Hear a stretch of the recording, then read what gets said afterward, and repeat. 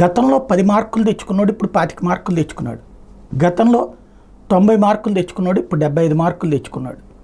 ఇక్కడ విచిత్రం ఏంటంటే, నువ్వు 90 నుంచి 75కి పడిపోయావు కదా అని 10 నుంచి 25కి వెళ్ళినటువంటి వాడు నవ్వుతున్నాడు.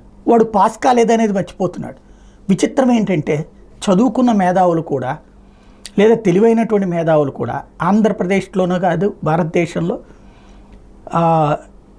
మోడీ విషయంలో అదే విధమైనటువంటి ఒక గేమ్ నడుపుతుంటే ఆ గేమ్లో పడిపోయినటువంటి వాళ్ళు మాట్లాడుతున్నటువంటిదే విచిత్రమైనటువంటి వ్యవహారం.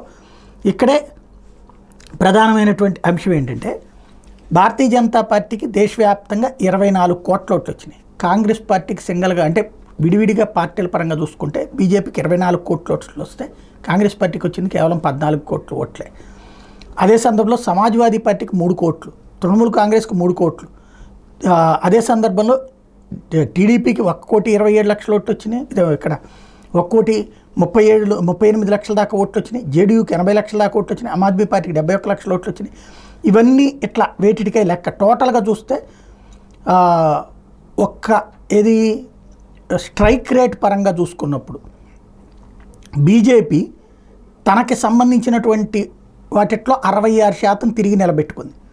అదే సందర్భంలో కొంతమందిని అభ్యర్థుల్ని మార్చింది కదా, వాటిట్లో 72% విజయం సాధించింది. అంటే నిలబెట్టినటువంటి వాళ్ళలో అభ్యర్థులు మార్చిన చోట్ల 72% విజయాలు సాధించింది. మార్చకుండా వాళ్ళని పెట్టినటువంటి చోట్ల కూడా 66% విజయం సాధించింది. ఇది అసలు కాన్సెప్ట్.